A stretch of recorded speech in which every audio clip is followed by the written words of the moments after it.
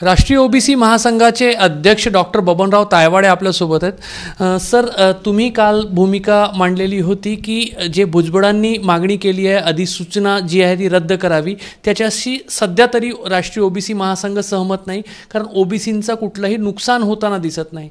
भुजबळांनी त्याच्यावर आता प्रतिक्रिया दिली की 35 वर्षांपासून ओबीसीचा लढा देतोय, जे आजवर सोबत आले त्यांना सोबत घेऊन आणि जे नाही आले अनेकांनी विरोध सुद्धा केला, म्हणजे एका प्रकारे ते त्यांच्या भूमिकेवर कायम आहेत। नाही, आम्ही पण आमच्या भूमिकेवर ठाम आहोत की मी शब्द न शब्द या GRचा वाचलेला आहे आणि याच्यात नवीन काय हा प्रश्न मी लोकांपुढे आज उभा करतो आहे।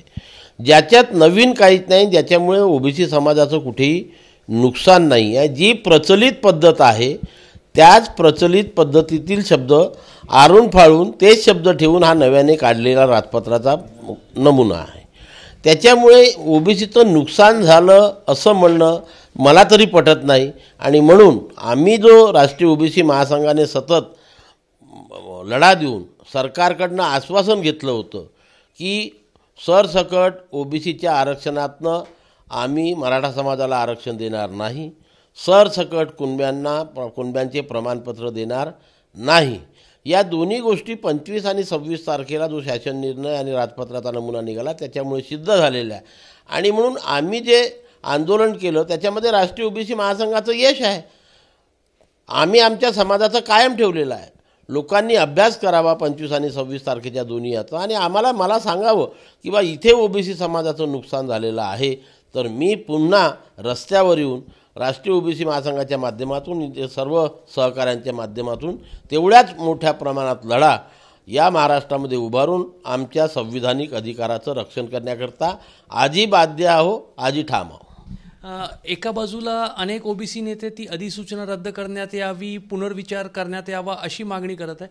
मनोज जरांगेंनी त्या मुद्द्यावर पुढे म्हटलेलं आहे की जर अधिसूचना रद्द करण्याची मागणी केली तर आम्ही पण मंडळ आयोगाच्या विरोधामध्ये न्यायालयामध्ये जाऊ। कुठंतरी पुन्हा त्याच दोन समाजामध्ये असं शाब्दिक युद्ध सुरू झालेलं आहे। हे बघा, मंडळ आयोगाच्या विरोधात या देशातली कोणतीच व्यक्ती कोर्टामध्ये जाऊ शकत नाही, त्याला काही बेस नाही आहे।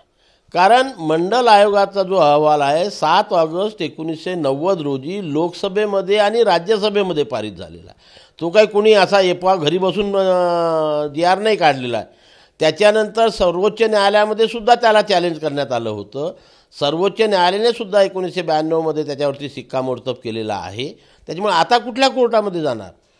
आणि त्यानुसार 1993 पासून आमच्या 52% त्यावेळेचा 52% असलेल्या ओबीसी समाजाला 27% आरक्षण केंद्र शासनाने संपूर्ण देशामध्ये लागू केलं आणि मग 94 मध्ये महाराष्ट्रामध्ये ते 1994 पासून लागू झालं। त्याच्यामुळे त्या मंडल आयोगाच्या विरोधात आम्ही न्यायालयामध्ये जाऊ, न्यायालयीन लढाई लढू ही बाब हास्यास्पद आहे। विरोधी पक्षनेते विजय वडेट्टीवार यांनी आज ओबीसी नेत्यांची एक मुंबईला बैठक बोलावली आहे। आपण त्या बैठकीमध्ये सहभागी होत आहात का? भुजबळांनी पण एक बैठक काही दिवसापूर्वी बोलावली होती।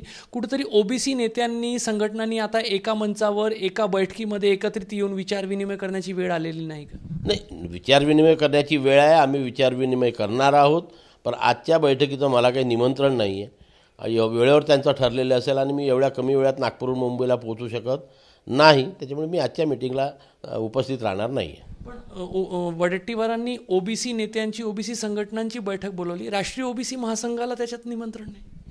आता असं आहे की त्यांनी कोणाकोणाला बोलवलं ही मला माहीत नाही, पण मी खमका सांगतो की मला कुठल्याही प्रकारचं निमंत्रण नाही, त्याच्यामुळे बैठकीला उपस्थित राहण्याचा प्रश्नच उद्भवत नाही। तुम्ही तुमच्या वतीने राष्ट्रीय ओबीसी महासंघ एक महत्त्वाचा संघटन आहे, काही पुढाकार घेणार आहे का सर्व नेत्यांना एका मंचावर आणण्याचा किंवा विचार विनिमय करून पुढचं एक वाक्यता संपूर्ण संघटनांमध्ये नेत्यांमध्ये राहावी यासाठी? नाही, कसं आहे की दोन्ही 25 आणि 26 तारखेला जो शासन निर्णय आणि राजपत्राचा मसुदा निघाला त्याच्यावरती अभ्यास करण्याकरता आम्ही थोडासा वेळ देतो आहे सर्व नेत्यांना। त्याच्यानंतर जेव्हा थोडंसं सर्वांना याचं आतमध्ये काय आहे आणि कसं काय हे झालेलं आहे आणि मी ज्या प्रकारे दाव्याने म्हणतो की ओबीसीचं कुठेही नुकसान झालेलं नाही। आता पुढचा लढा या राष्ट्रीय ओबीसी महासंघाच्या माध्यमातून आम्ही 29 सप्टेंबरला सरकारने आम्हाला जो शब्द दिला होता की ज्याप्रमाणे बिहार राज्यामध्ये सर्व जातींची जातनिहाय गणना करून आकडे घोषित करण्यात आले. त्याच प्रकारे महाराष्ट्र राज्यामध्ये सुद्धा सर्व जातींची जातनिहाय जनगणना करून आकडेवारी घोषित करण्यात यावी. त्या मागणीकरता उद्यापासून आम्ही संपूर्ण नागपूर जिल्ह्यामध्ये रथयात्रा काढतो आहे. चंद्रपूरमध्ये आंदोलन सुरू आहे. 7 तारखेला मोर्चा आहे. अशा प्रकारे प्रत्येक जिल्ह्यामध्ये जनजागृती करून सरकारवरती दबाव आणून कुठल्याही परिस्थितीत महाराष्ट्र राज्यामध्ये सर्व जातींची जातनिहाय गणना करण्यास सरकारला बाध्य या राष्ट्रीय ओबीसी महासंघातर्फे करण्यात येईल. ही यात्रा नागपूर जिल्ह्यापुरतीच मर्यादित राहणार की पुढे इतर जिल्ह्यांमध्ये राज्यभर फिरणार आहे? पहिल्या स्टेजला आम्ही फक्त नागपूर जिल्हा घेतो आहे. नंतर एक स्टेज वाईज मग विदर्भ घेऊ. विदर्भ झाल्यावर मग आम्ही मराठवाड्यामध्ये जाऊ, नंतर पश्चिम महाराष्ट्रामध्ये जाऊ. एक एक स्टेप, कारण एकाच वेळेस सर्व महाराष्ट्रामध्ये होऊ शकत नाही. पहिला टप्पा आमचा 31 तारखेपासून 5 तारखेपर्यंत नागपूर जिल्ह्यापुरता मर्यादित आहे. 7 तारखेला चंद्रपूर जिल्ह्याचा मोर्चा आहे आणि 7 तारखेनंतर पुढील प्रवासाची रथयात्रेचा प्रवास हा आम्ही आपल्यापुढे ठेवू. या जातनिहाय गणनेच्या माध्यमातून सर्व काही स्पष्ट होईल, दूध का दूध पाणी का पाणी होईल असं वाटतंय, कारण ज्या पद्धतीने वेगवेगळे नेते वेगवेगळे दावे करतात आपापल्या जाती समूहाबद्दल, तर सगळं स्पष्ट होण्यामध्ये मदत होईल याच्यातून? नक्कीच होईल. नक्की त्याच्याचकरता जातनिहाय जनगणनेची मागणी होत आहे की आज जे लोकांची वेगवेगळ्या लोकांच्या मार्फत दिशाभूल होते आहे, एकदा आम्हाला कळलं की आम्ही ओबीसी किती आहोत आणि मग आम्ही दाव्याने म्हणतो आजही की महाराष्ट्रामध्ये ओबीसीची लोकसंख्या ही 60% आहे. तो आकडा ज्या दिवशी पुढे येईल त्या दिवशी ओबीसी समाजाला प्रत्येक ठिकाणी योग्य प्रतिनिधित्व देण्याला करता सरकार बाध्य राहणार आहे. आज दिवशी कोणी म्हणते 37% आहे, कोणी म्हणते 40% आहे, तो आम्ही म्हणतो 60%. म्हणून एकदा याची जनगणना होणं फार गरजेचं आहे आणि जनगणना करून ओबीसीची लोकसंख्या सरकारने जाहीर करून ओबीसीच्या लोकसंख्येच्या प्रमाणामध्ये ओबीसी समाजाला न्याय सरकारने देण्याकरता आम्हाला सरकारला बाध्य करायचं आहे. तुम्ही गेल्या 3-4 दिवसापासून सतत भूमिका मांडताय की जे काही निर्णय शासनाने मनोज जरांगे यांचं उपोषण संपवताना घेतले त्यामुळे ओबीसींचं कुठेही नुकसान झालेलं नाही.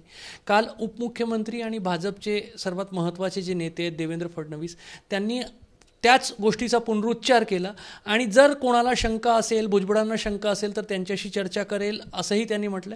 आणि जर काही शंका निरसन होत नसेल तर मी माझ्या पक्षश्रेष्ठींपर्यंत जाऊन ओबीसींचं कुठं नुकसान होत असेल तो निर्णय मागे घेण्यासाठी विनंती करेल. तर जेव्हा राज्याचे उपमुख्यमंत्री असं वक्तव्य करतात तर कुठंतरी आता एक वाक्यता सर्व ओबीसी नेत्यांमध्ये निर्माण झाली पाहिजे असं वाटत नाही का? नाही, हे बघा, ज्या दिवशी हे दोन्ही शासन निर्णय निघाले त्याच दिवशी मी याचा अभ्यास करून सांगितलं होतं आपल्याला की आमचं कुठेही नुकसान झालेलं नाही. आणि मी आधीच सांगतो की लोकांनी मला पटवून द्यावं की या ठिकाणी आपल्या ओबीसी समाजाचं नुकसान झालेलं आहे. त्या दिवशी मी पुन्हा पुनर्विचार करायला ठाम आहे. आणि मी आधी सांगतो, ज्या दिवशी आमच्या हे लक्षात येईल तो क्षण, ज्या दिवशी की आमच्या ओबीसी समाजाच्या आरक्षणाला धक्का लागलेला आहे, ओबीसी समाजाचं नुकसान झालेलं आहे, त्या दिवशी या राज्यातील प्रत्येक घराघरातील ओबीसीला रस्त्यावरती आणून ओबीसीच्या संविधानिक अधिकाराचं रक्षण करण्याकरता राष्ट्रीय ओबीसी महासंघ आजही कटिबद्ध आहे, उद्याही राहणार आहे. जिथे नुकसान झालेलं नाही त्या ठिकाणी समाजाला वेठी धरणं हे मला मनाला पटत नाही.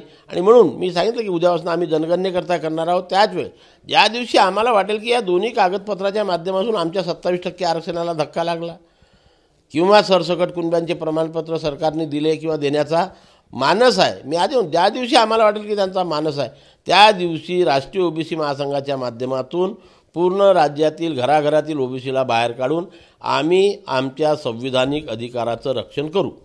तर सध्या राज्यामध्ये आरक्षणाच्या मुद्द्यावर जी परिस्थिती निर्माण झालेली आहे त्यावर जर उपाय काढायचा असेल, मार्ग काढायचा असेल तर बिहारच्या धर्तीवर महाराष्ट्रामध्ये जातनिहाय जनगणना झाली पाहिजे आणि त्यासाठी राष्ट्रीय ओबीसी महासंघाची एक महत्त्वाची यात्रा उद्यापासून नागपुरात सुरू होणार आहे. कॅमेरामॅन व्यंकटेश नायडूसह रजत वसिष्ठ, एबीपी माझा, नागपूर.